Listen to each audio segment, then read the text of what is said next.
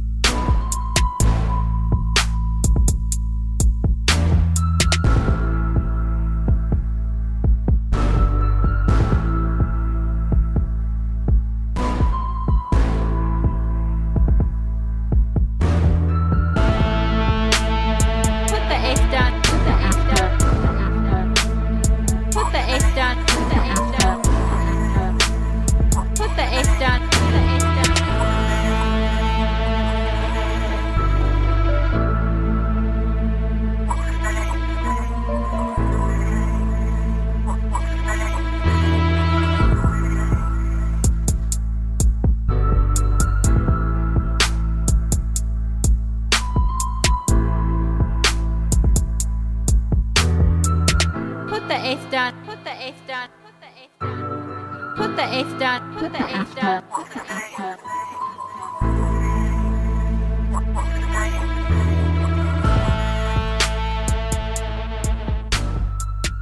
Alicia, what do they call you where you're from?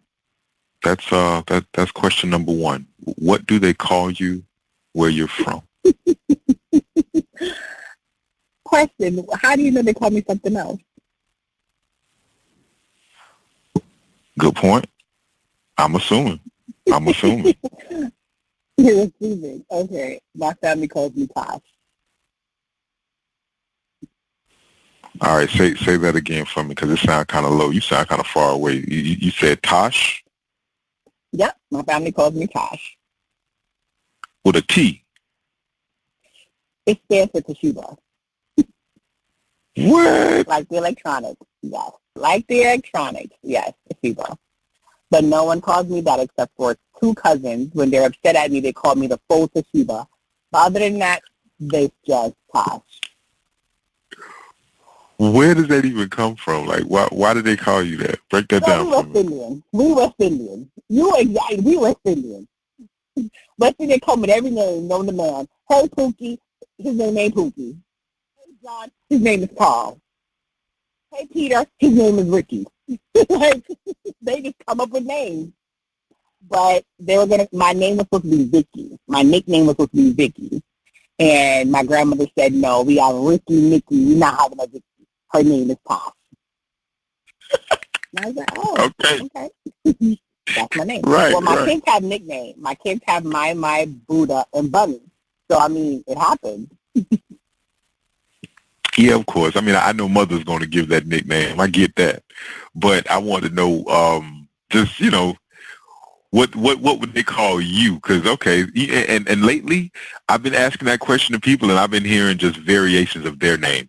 I haven't got a good nickname, a good one in a long time, so that caught me off guard. I like that. Tosh. Okay. All right. I thought it was like Toshiba because, like, I don't know, you was entertaining. They like to watch you just perform or something. I didn't know. No. I was like, really? And she's like, yep, it's just Toshiba. And I was like, okay. I've been called that my entire life. I'm just like, okay. So, but the one thing I hate is when my family and immediate close friends that know it put it on Facebook or put it on social media. I'm like, who are you talking to? My name is Alicia. I don't know who the person is. Yeah, they put you out there. They put you out there. They know you personally. Now, you said that your name was supposed to be Vicky. What do you mean about what do you mean by that? So according to my mom, that my oldest brother, his name is Ricky, but that has nothing to do with his name. His name is D.O.C. Nowhere in his name, like that was his initials. Nowhere in his name there's a Ricky. Nothing, not Ricardo, nothing. His name is nowhere near that. And then we had our second cousin. And our second cousin, her name is Nicole. So they named her Nikki. So that matched. That was fine. That's why they did that. But then I came along, the third grandchild, and they're like, oh, let's make it all match. Ricky, Mickey, Vicky. And they were calling me Vicky because my mom name starts with a V. So that would be my tag name or my house name or the pet name we call it in Jamaica. But my pet name was supposed to be Vicky to go after my mother. And my grandmother was like, no, now we're cussing this house. I'm not cussing. I'm not doing no Mickey, Ricky, Vicky. It's not happening. Her name is Pat. And that was my name. Mm-hmm. And you were born in Jamaica or you were born in the States? Yes, I was born in Jamaica. Okay. When did you come over? I've been here since 1995. Okay. Well, let me tell you why I asked you that. Because it seems like you spent a lot of your childhood in Jamaica. You don't really have an accent. Do you have like you worked on that? No, they're not. So I spent 10 years in Jamaica, and then in 1997 I was sent back home because my mom got told she had 3 months to live, and she felt like she wasn't going to leave me with anyone else but my father. So she took me back to my father, and I was there for not listening to anybody and having a lot of mouthpiece, which my oldest child has. But having attitudes to grown adults because I felt like nobody should be talking to me except my mom and daddy because they all birthed me. But then again, that's just my personality.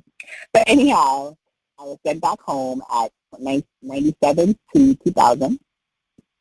And after that, I came back here in 2000. So I've been back in 23 years and I have not gone back to Jamaica. So growing up at 10, you're in a bunch of school kids that make fun of your accent because they don't understand who you are. So you try to adapt to your surroundings. So adapting to my surroundings gave me the opportunity to both speak Patois and American dialect so that people can understand me. So at home, I spoke the Jamaican dialect because they understood exactly what I spoke or what I needed. In school, I spoke the American dialect so I wouldn't be made fun of and would be able to interact with my friends. It just so happened that that's been 23 years later, so now I just speak it. I still do. I speak Jamaican dialect at home with my kids, with my mom, but in the rest of the world, I speak the American dialect. Yes, ma'am.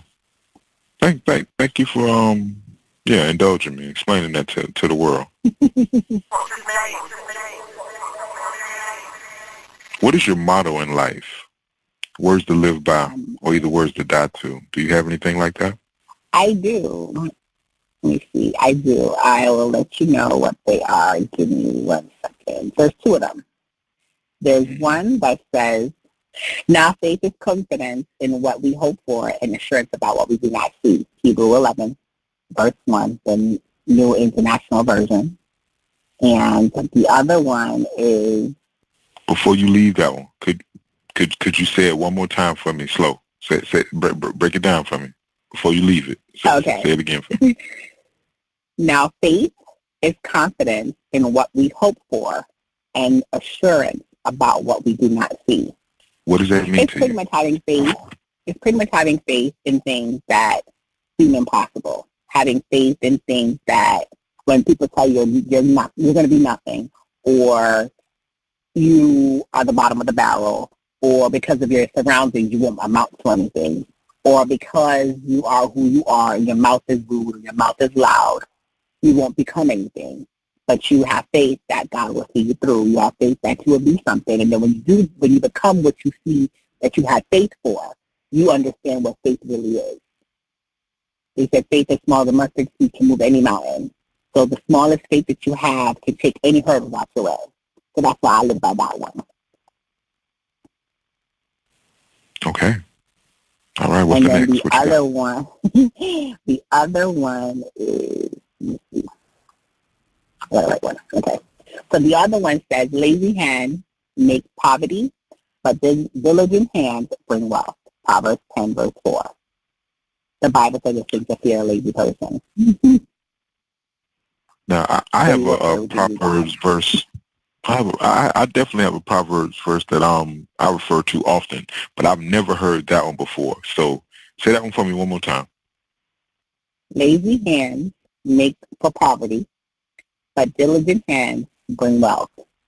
Proverbs 10, verse 4. All right, so I'm gonna ask you the same thing. What does that mean to you? Means the Bible says it's things to fear a lazy person. If you want to be fed, go work for it. Don't steal. Don't do anything that's going to get you in trouble. Go make an honest living to provide for yourself and your family. Lazy people don't get fed. If that closed mouth don't get fed, you don't know what someone wants to open their mouth. If you're lazy and you don't get up, granted that the United States makes it completely different. People who are lazy still get fed, still get things, still pay their rent, they still do a lot for them for being lazy. But there's people who are sick or shut-in that actually need it. People who just are lazy, they still get government assistance, government help, when nothing is wrong with them. And some people are grandfathered in because their parents passed away and left them stuff. And like a Section 8 housing, they can pay $42 for rent. You make a lot of money, but because your parent passed away and they were already in Section 8, and the housing that you're in is a Section 8 housing, the voucher's still active. So you make $1 million a year, do everything else with it, but you live in a Section 8 housing, or you make nothing at all until like your rent is being paid. It's not asking you too much. They give you rent, they give you food, they pay your light, they do everything for you. There's no reason for you to do anything. In the West Indies, that's not the same. In the West Indies, if you don't get up and go to work or get up and go do something, whether it be farming, pulling from the yard, or getting them to actually physically go to work, whether it means getting groceries or something and selling stuff on the side of the street, you'll make money to feed yourself. So if you're lazy in another country, in a third world country, if you're lazy, you ain't getting nothing. You literally ain't going to get nothing. You're going to die either starving, die because of health issues, but you won't get anything. You're going to always look out for a handout. And it's hard to do a handout when everybody else around you is struggling. When everybody else is trying their best to make their ends meet, but you're lazy and not doing it for you, or granted, everybody has different circumstances for why they're not working. But it's harder in a third world country when you don't have it to spare or to share for somebody else. Okay, I understand that. Now, where'd you first hear this this Bible verse? Like, is this something that you heard in church, or like you found it on your own? I'm just curious on this one because I'm telling you, I've never heard this one before. You just put me up on something. So there's times at one studying, I study different parts of the Bible on different occasions and different things for different reasons. So I've been in church pretty much all my life. And there's times when we have challenges, like, hey, this month we're going to study the book of Proverbs. This month we're going to fall in love. We're doing King Solomon. There's this time we're going to figure out how it is to search for the Lord. We're going to do Psalms. And then it's like, so it all depends on different things. So like, hey, for Easter, we're going to go into Luke. We're going to go through Matthew. We're going to find out how Jesus journeyed. So on these different studies, you find different things. You highlight things that pull things out of you. You highlight things that say, hey, I didn't know that. Hey, that's what they meant. Because, all wise tale always tell you something, but you never know what it means and they interpret whatever it means. So you see it for yourself. You're like, oh, this is what that person was talking about. This is the reference that they meant. Oh, they meant it like the perfect thing, the very, very thing I've heard my entire life. Render your heart and not your garment. And they have one part that says, rent your heart, not your garment. But it all means that, so people was wondering how to go to work, how to go to church. They feel like you need to be dressed up from head to toe in a Sunday best hat and a Sunday best suit and go into church. And they cared more about the garments that they had on, but their heart was dirty. But the way people always say to me growing up was, rent your heart, not your garment. And I'm like, well, what does that mean? And everyone never took the time out to say, hey, either read it or explain it. They always be like, rent your heart, not your garment. So when I got older and I looked it up, I understood what it means. It meant people should stop looking at the outer appearance and check your heart. How is your heart serving God? How is your heart going into God? How is your heart being in church? How is your heart helping others? Are you one of those who have $1 million and shut the door on people who need it? Are you one of those who help the needy, who go give back? Are you one of those, or are you just showing up to church in your best Sunday dress because you're showing up to be there? Or to talk about Tom, James, Sue, and Harry? Are you really here because you have a heart for God, or are you here because of your garment? So it was pretty much telling them, we don't care what you wear to come to the church. Give God your heart. But that's not how I grew up thinking about it, because I had to go to church in my Sunday best, but my heart was still not pure.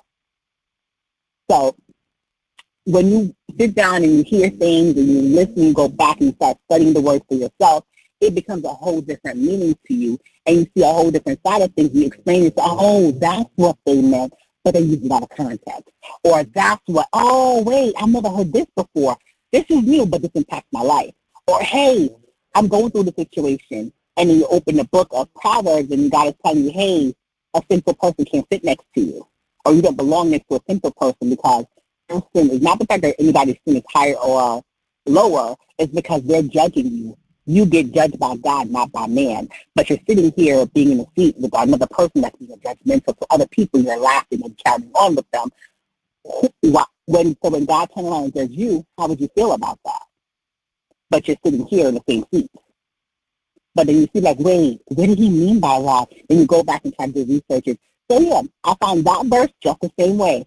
Doing a study, just taking my time, like, okay, we're reading Proverbs. Let's see the Proverbs God has to do. I read a lot of parables. A lot of parables. Some very, very good parables. And I think Proverbs is a Hebrew version of learning.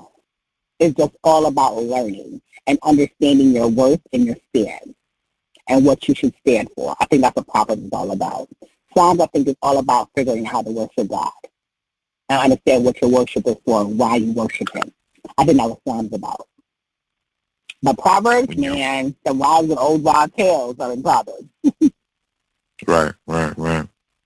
Now, when you're at church now, because you described something, so the church that you're at now, are they accepting of people like as they are, or do you kind of have to dress up? Like how is it at where you are now? I wear ripped jeans, sneakers, and a t-shirt to church. As long as you're in a seat and your heart is trying your best to be for God, we don't care what you look like. You can come to church in purple pajamas. You don't care. Are you coming for the word? Are you coming to be fed? Come on. Coming for the seats and hear what God has to talk about? Let's go. Well, I mean, it's all kind of reasons why people come to church. Yep. They come in broken, and they come to a hospital. So you worried about what they look like coming into a hospital. You sure don't, when you go to the emergency room, they come in any shape, form, or whatever, but they still got to be seen. When you come to church in any shape, form, because you're sick, they got to be seen. Very true. Well, let me ask you this. Has someone ever given you a last chance, and for what? If someone giving me a last chance, you mean like, hey, this is the last time we're going to talk, or the last time we're going to break that in context? What do you mean by last chance?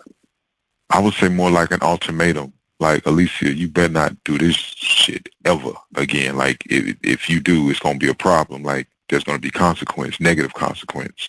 Like, this is an ultimatum. This is your last chance. And, yeah, you can't do this no more. If so, yeah, you'll see. That's what I mean. Oh, yeah, I've had those before. I've gotten, my ex-husband did.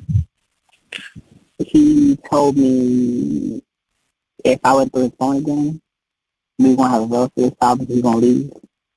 And I said, okay. And I didn't go through his phone. I hate to interrupt you because I couldn't really hear it. What did he tell you? Okay. What was the ultimatum? He was like, if I ever go through his phone again, he's going to leave. I said, oh, okay. I went through his email. It wasn't his phone. It was his computer. You're what I like to call a habitual line stepper, because the man like said don't go on his phone, and you said fuck that, I'm gonna go on something else. Well, I didn't go through his phone. His rule was do not go through his phone. I didn't go through his phone. If he brought me to court, I legally did not go through his phone. So I legally respected what he asked. Mm. I went through his laptop. Completely different. He never told me I could touch the laptop. It just so happened that I linked the phone to the laptop. So when you go looking for stuff, you're going to find what you're looking for. You know that, right? I know. Okay. Exactly what So why look? I was trying to find a reason to leave. I was done. I was trying to find a reason to leave. And I found it. And I left. But then every time I leave, You knew before that, though. You already knew, though, before that. You just had to see. Just had to confirm what your suspicions already knew. Yeah. I don't know why. But yeah. Yeah. How old were you when you decided to get married to this person? Like, what's the age when you decided to get married? We got married in 1999. Oh, wow, 99? Was it 99? No. No, darling, hold on one second. Let me tell you. When did I get married to him? Yeah, that's Y2K. I got married I was 24 when I got married. So I got married in 2009. Okay. And our marriage lasted 2.5 years. All right. That's longer than I thought it would. The way you said how y'all went through it and then got married 6 months later, for it to last that long. So we were legally married from 2009 to 2014. We were legally married. The end of 2011, I disappeared. I vanished from them, from everything. I just vanished. And that was 2011. I did not reappear again until 2012. And I left in November of 2011. No one heard or saw or did anything or knew where I was until April of 2012. I started dating my current husband April 2012. Well, we started talking April. We started officially dating in May of 2012, and I got pregnant with my son in September of 2012. So we were legally married for that long. But, actual relationship was like 1.5 years. Okay. But we were together from 2006 until then. Okay, this is me. This is my mind. If I went through what you went through with that type of person, right, and I was married to him, I ain't saying I couldn't be in another relationship because we need companionship to a certain degree, so I get that. But man, it would be hard for me to get married again. I bullshit you not. My current relationship is hard. But having a partner that understood in the beginning and know that he's getting damaged, I wouldn't call myself damaged, but at the time he met me, I was dating the other sex.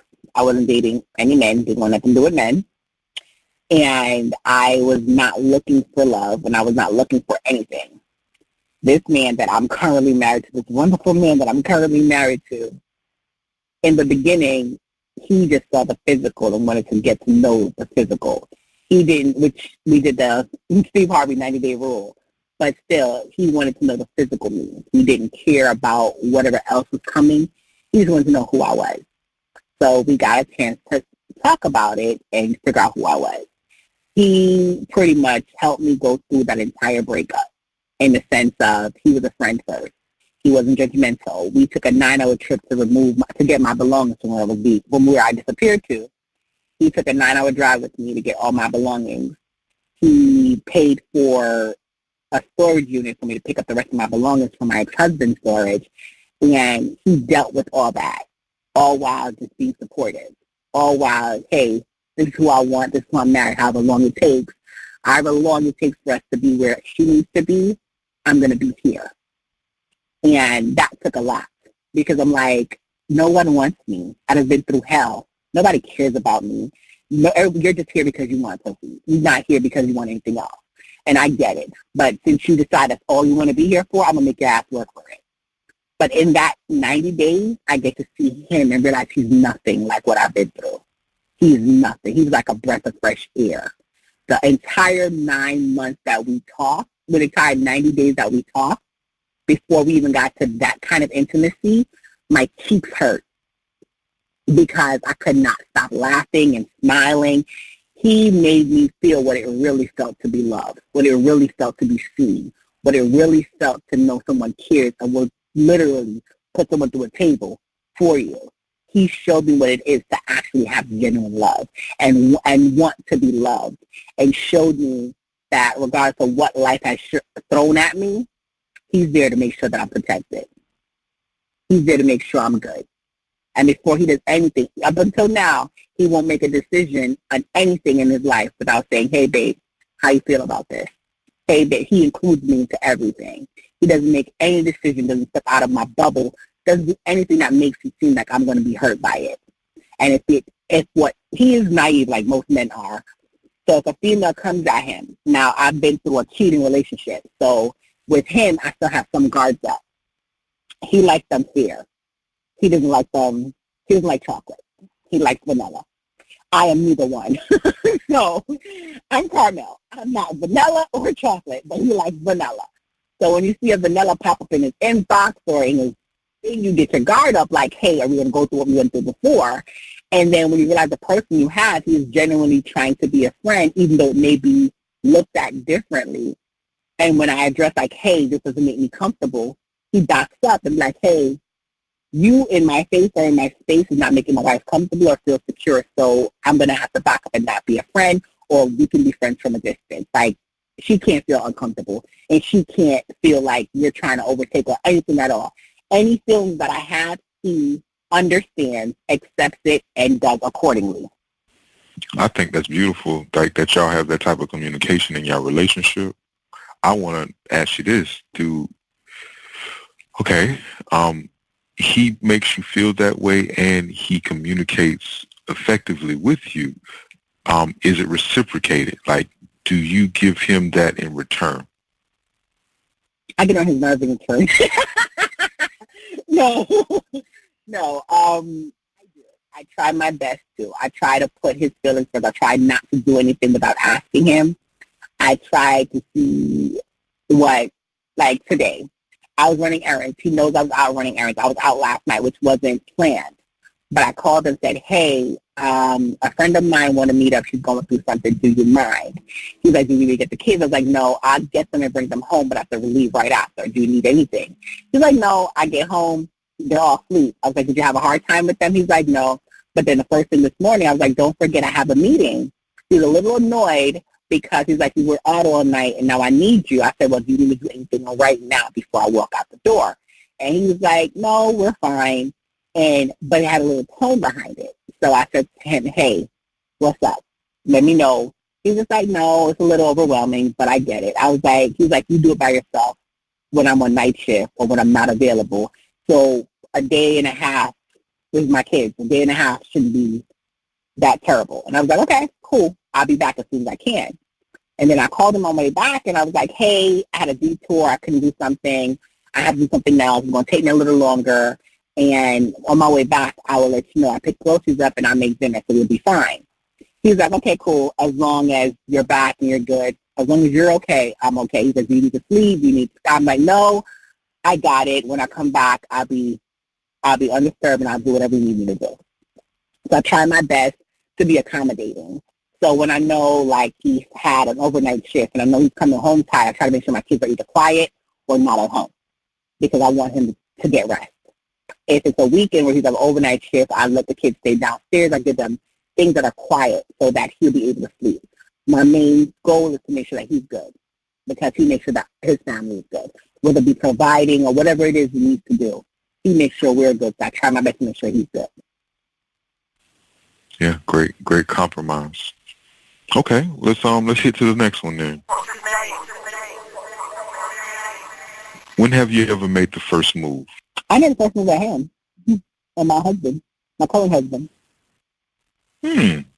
Now, elaborate, and I'm intrigued because you told me how you disappeared, and when you reappeared, you had him. So how did you make the first move on him? Talk to me on that. So I don't think you know how we met. So we met on Facebook on a sex group. And the group, I got invited to it by some of my friends from high school. And they're like, oh, we were talking about this. It's pretty much a group about sex. It's called the Magnum Club. It was literally a group about sex and understanding different aspects of sex, what do guys like, girls like, the whole 9 yards. So there's a guy on there that kept on private messaging me. And I was like, hey, how are you? He kept private messaging me. So he asked me, do I want to go out one day? And I was like, cool. I said, I'm not around, but if I ever come back in town, I'll let you know. And he's like, okay, cool. So they had a group outing. And I was like, you know what? I'm going to surprise everybody and I'm going to show up. So this guy pays for my ticket. He buys my outfit, everything for me to go. So we get there and I was catfished. I get there and I was catfished. So now remind you, this is the same guy that has bought the outfit, that has spent the money to get me to New York. And he catfished me. And then Deshaun, my husband, happens to be around the corner, like 2 blocks from the guy. And we were all in the same group chat because they asked for our numbers or whatever in the group if he went to a personal conversation or whatever. And my cousin had a crush on my husband, and this guy had a crush on me. So we get to New York, and my cousin was able to go. So it was just me and these 2 guys going to the group event. And I'm like, okay, cool. So that's the first time this catfish met me and the first time this guy meets me. I get to the house. My husband pulls up. The guy comes out the house. Not what I expected. Comes out the house, and we all get in the car. The guy sits in the front. I sit in the back. And the entire time they're driving to the city, my husband's looking at me through the rearview mirror and shaking his head like, really? Because remind you, the first time all 3 of us have met in person. So he's having judgment of the guy sitting next to him, and he's looking at me like, this is who you like? This is who you like? And I'm like, I didn't understand what he had those little stretch eyes, like, seriously? The entire time. Now I know his faces, so I know what they mean. So he was looking at me, seriously? Like, really? This is what we're going to go with? So we get to the event. The guy sits across from me. I did not interact with him at all that night. Like, I interacted with everybody else in the room but him. And I guess he sensed it. So we had a truth or dare part. We went bar hopping. So the second bar we went to, we had a truth or dare event. I get tipsy. I make out with females. So I got tipsy, and I was making out with the waitress. My husband comes around and pat me in my butt, and he was trying to tell me that the guy that I'm dating or the guy I was on a date with is trying to get my attention. So I'm like, oh, I'm so sorry. Did you need something? You want to talk? So we're talking, and I'm just, like, feeling really uncomfortable and uneasy, like I don't want to talk to you. And my husband comes back around on the other side of me to talk to me. He's like, hey, let me grab you for a second. And we're sitting down talking. I stuck my tongue down his ears. And he's like, oh, really? So my husband's like, oh, really? This is what we want to do? I thought you was with him. He's like, nah, that's what you want. Go be with him. You didn't want me. You wanted him. So I get back home to my original space where I was. And when I got back out of town, I emailed them, and I was talking to them in the group chat again, and the guy goes, do you know that your cousin likes, well, I'll tell you his name, Deshaun. He's like, do you know your cousin likes Deshaun? And she was like, no, she doesn't, because I like him. She would never do that to me. So he said, well, just so you know, she does. And I said, no, I don't. I just felt like you weren't truthful in the way you look, or truthful about a lot of things. And it caught me off guard. So by all means, I do apologize. We can try again. Second date, he was like, spend the weekend at my house. Spent the weekend at his house. He was trying to get some, couldn't get his dick hard, no matter how hard you try. Couldn't. And I was okay because I didn't want to do anything. So I ended up having my toy with me, and I fucked him with my toy. I didn't fuck him, but I used my toy to fuck him in every aspect of the way you could think of. So after we were done, I went through his phone, just scrolling through his phone, and found out that he had sex with his best friend. I asked this question prior in a conversation and was told no. So when I saw the text message of a confirmation, I was like, perfect, this is my getaway. This is my getaway. So I was like, hey, I don't like liars. I've been through enough. I don't want to be lied to, so this is over. Thank you so much. It was great. I'll see you soon. If not, I'm okay. And then I text Deshaun. I was like, hey, I'm leaving this dude's house and I'm not coming back. Can you pick me up and take me to my mom's house? He's like, cool, not a problem. I get in the car, and right before he's about to drop me off, I said to him, oh, yeah, by the way, I just broke up with that dude. I'm never dating him again. He's like, nah, you tell me. I said, yep, I'm getting out the car right now. So I get out the car. I get to my mom. He texts me that night without everybody in a conversation. He goes, hey, why'd you tell me that? Is there something you want to ask me? Or say? I said, no, I like you, and I know the feeling is mutual. So here's your shot. You can make your move. He goes, are you sure? I was like, yeah, I'm good. And 2 days later, he texted me like, hey, they have another group event going. Do you want to go? And I was like, sure. And that was our first time going out with them as a couple or as dating without the other guy. He found out at that outing, the other guy found out at that outing that we were now dating or talking to each other on a different level. He called my cousin, told my cousin, I told you I knew it, screenshot the picture and sent it to my cousin. My cousin got upset with me and stopped talking to me because she was like, that was rude. I told you I liked him. And I was like, but he didn't like you. She was like, that's what I said. No, he didn't like you. He just talked to you because you talked to him. He didn't like you. And she's like, but I liked him. I said, I said, because you liked him, I should talk to him? And she's like, yeah. I said, well, yeah, it don't work like that. So after we finally started dating and made a public that we were dating, he stopped talking to me. He blocked me. And then my cousin stopped talking to me and blocked me. And told my current husband that the only reason why I talked to him because he had good credit score. So here we are, almost 11 years later. Yeah, rocking tough. Brother, I mean, things happen the way they're supposed to happen, so I ain't really finna get into that part of it. I do see a pattern of you. I got to point this. I do see a pattern of you going through people's phones. I see that. That's your MO. I have a question for you though. Now, just make this make sense for me, because this is the only question I got out of this whole situation. This is my mind. Here we go. The dude that lied about his appearance and like he lied about some other stuff, and you really weren't feeling him, but you was willing to give him a little rhythm, a little action, a little play. Then there's a guy that you actually do like, and then you want to put him through a 90-day test? Explain that to me. Break that down for me, please. So I liked him, and because I liked him, I didn't want to get hurt again. And I didn't know exactly what his intentions were because I didn't know him. Even though I liked him, I didn't know exactly who he was. So me putting the 90-day test was trying to do something different.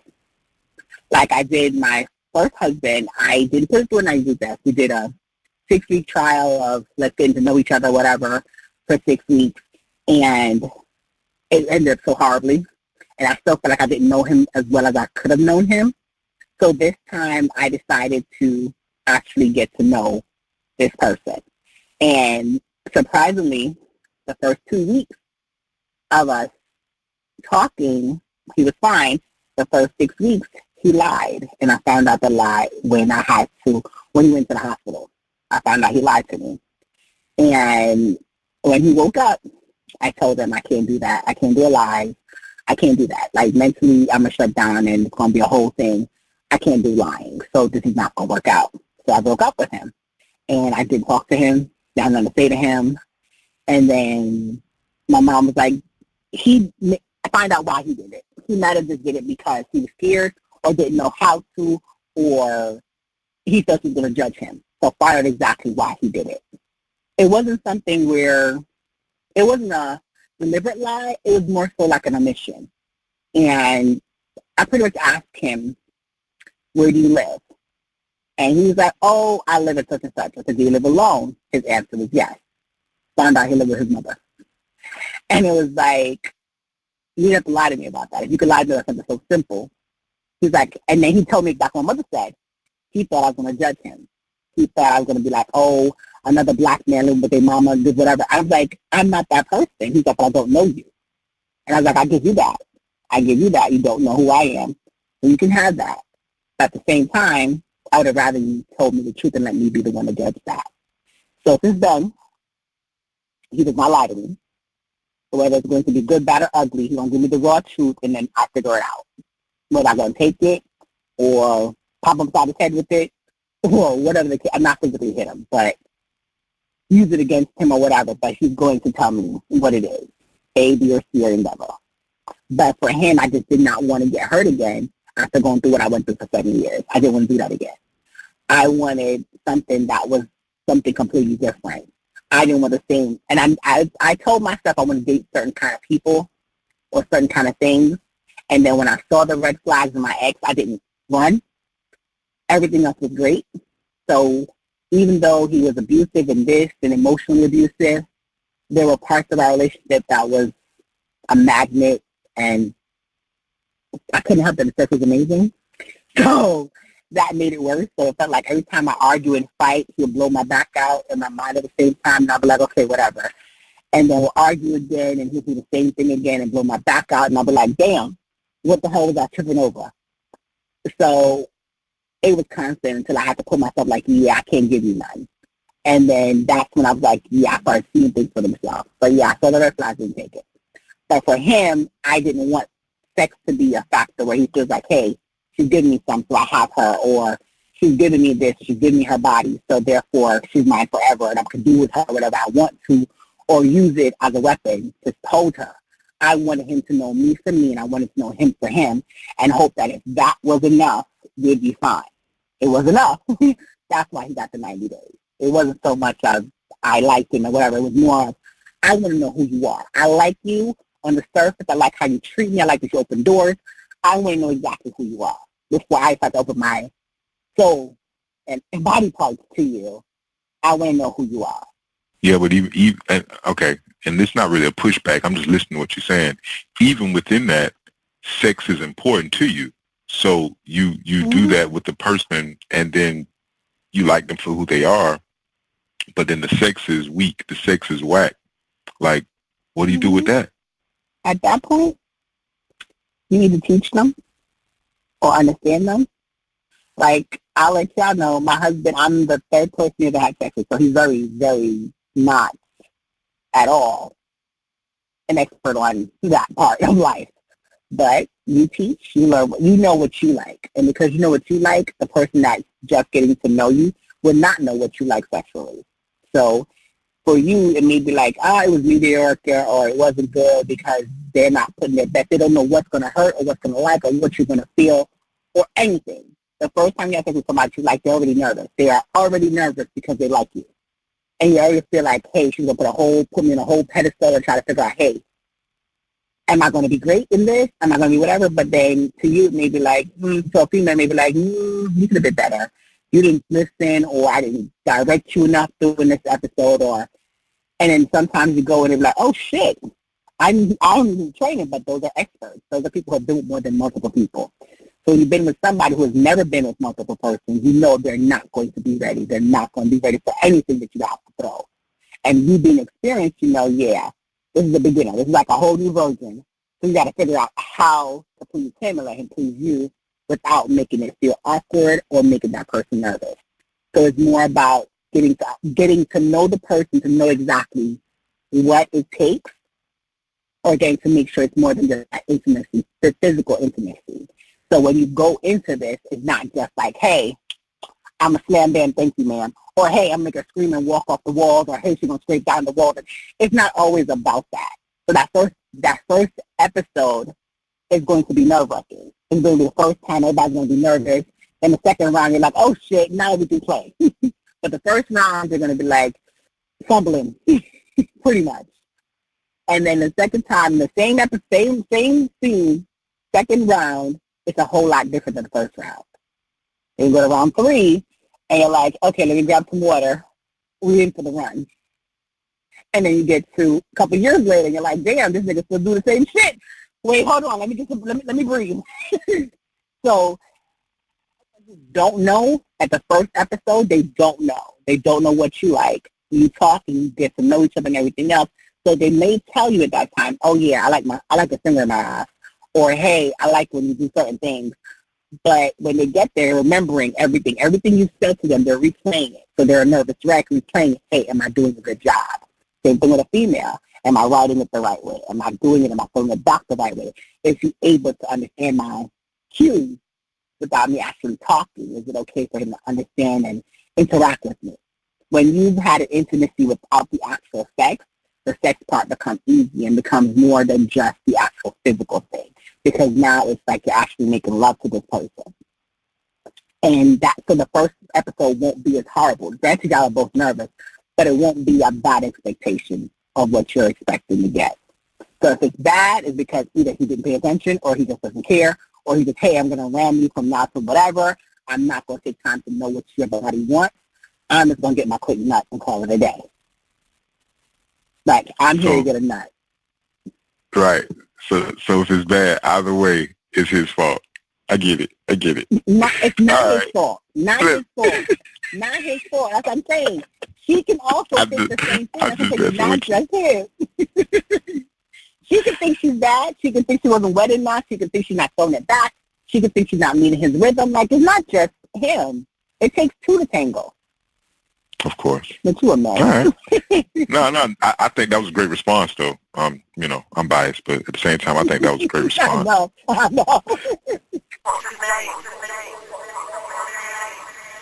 Let's discuss something in your life that you just can't seem to get over or maybe push through. Like, even as time passes. Like, this is not the day-to-day stuff. This is that, like, time after time. Like, I can't really understand why I keep going through this. Like, do you have anything like that in your life? I'm trying to see. The last 2 years I've been getting through a lot. So I don't know. I'm trying to see. I guess it'd be friendships. So my friendships, I consider them really, really sacred to me. And I'm territorial. I'm very territorial of my friends. There's times I don't feel like I need to share my friends, and then there's times where I understand it's something they can have other friends. So I relax, mind my business, and I'm not around in certain situations, like your lovely wife. But I also know that my friends, a lot of the friends that I do have that I hold dear to me, I've been friends with them for 20 plus years. Then there are new friends that come that I treat them the same way I treat my 20 plus year friendship. And it's always a disconnect. It's always a disconnect. It's like I care for my friends. Like, I will go to bat for them. And I care about who they are as a person. I care about what they do with their self as a person. And sometimes it comes off, from me, it comes off as controlling, not trying to be.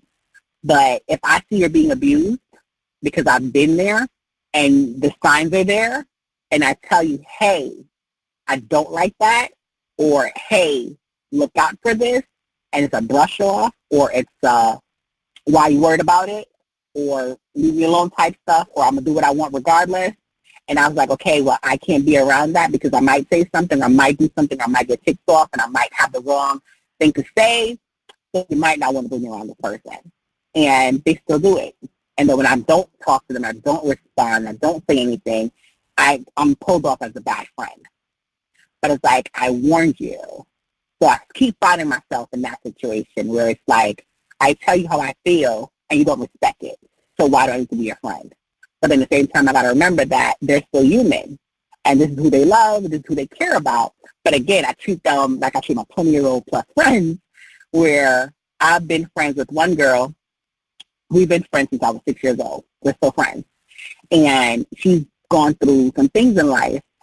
And some of the things she went through in life, I was like, hey, you don't have to go through that. If you need to escape, my house is always available. My home is always open to you. You don't have to go through that.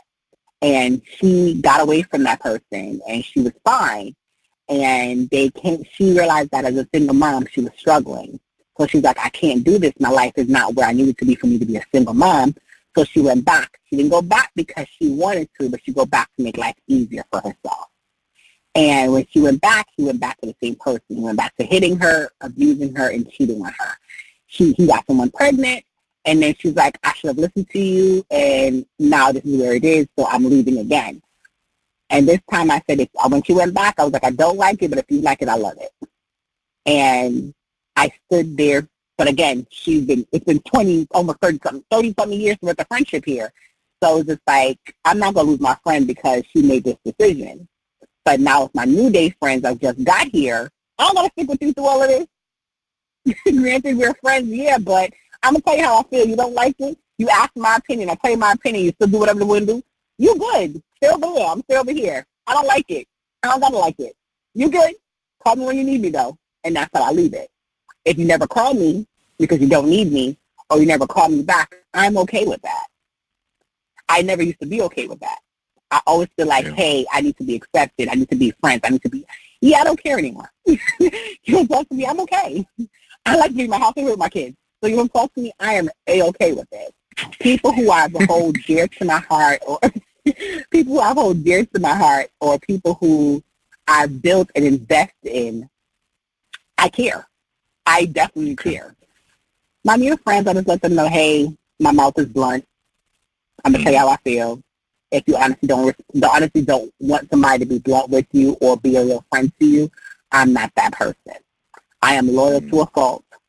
If you cheat or do whatever, it's none of my business. If you want to cover story, sure, why not? If you need me to hide the body, sure, I'll help you dig.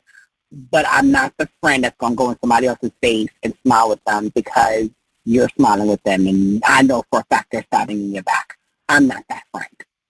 I'm not the friend that they're going to show ownership for you and you can't have any other friends, and they're the only one that wants to be in your presence constantly, like they give you head or something. Granted, it's not the case, but they act like they're ownership over you, like you belong to them, like you can't have anything or anybody else because you belong to them. I'm not that friend for that group, and I'm not that friend for that conversation or that table talk. Because I'm going to tell the person, you're a human being. You're allowed to have other people as friends. And that took me a while to understand. Because I'm like, they're my friend. I don't want to share my friend with you. Why do I have to share my friend with you? And then I'm like, my mom told me one day, my mom was like, don't you have other friends? And I was like, yeah. So why can't your friends have other friends? I was like, well, they're my friends. And she was like, yeah, they're your friends when you need them to be your friends. But at the same time, the same way you have other friends, they can have other friends too. I'm like, oh, okay, cool, I got it. Yeah, they're fine.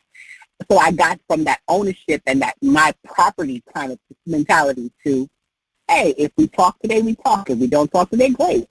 If we talk 5 years from now and we talk, 90% of my friends from those years, there's 3 years of our lives that are missing because I migrated to another country that they didn't have access to me.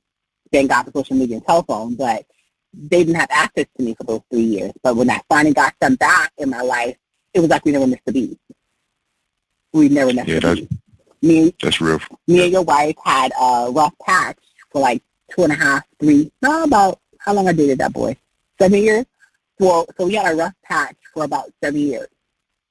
And within that rough patch for those 7 years, when we finally started talking again, it was like nothing ever happened. Like there was no missing gaps.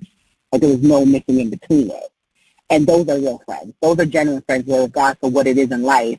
We know life happens. Regardless of what happened, we know at this point, hey, I need my friend. I'm going to show up.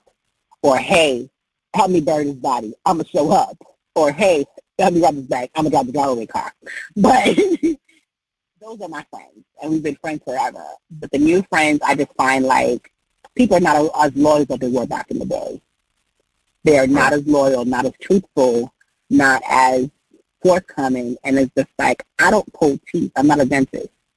You call me, what do you call me for? Like, what exactly is it? Do you need something? Do you want something? Like, what it is? And if you only call me when you need something or want money, I'm not the friend. Because I can't call you if I say, hey, I need somebody to go drink with me. He's like, oh, no, I'm busy, then you're not the friend that I need. If I call no one, I'm like, you know what? I just want to not be in my thoughts. What do you want to do? And they're like, oh, let's go bowling. Let's go do something. Yeah, I need that kind of friend. If it's like, hey, the person calling like, hey, I'm going through something, and I just don't want to be in my space. Okay, girl, come on over. I got kids, and I got a queen. You want to come sit on my couch? Just have to be by yourself? I'm that friend.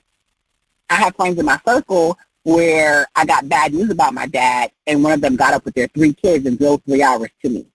Like, hey, what's up? What do you need? Your wife is one of them. If I say, hey, I'm in something, she's like, all right, let me see a flight. Let's see what flight I can get to get to you. Okay. Yep. Well, thank you. Thank you for sharing that with me. You're welcome. All right, so here, check this out. This is how we get out of here. So I end every show this way. What do you call me? How did we meet? I call you Eric, and we met through your wife. Do you remember when The or first how? time I met you? Yes. Yeah. The very, Okay, very bring first me- time yeah. I met you was at your her niece's sweet 16 birthday party. Not talking my first one, because I think that was the first time I seen her in years too. So that was the first time I saw her in the 7-year span of not speaking. The first time I saw her was at her niece's sweet 16. That was the first time I met you. Yeah, I actually remember that. That was a long time ago. Wow. Mm-hmm. That's the picture I have as my default when she called.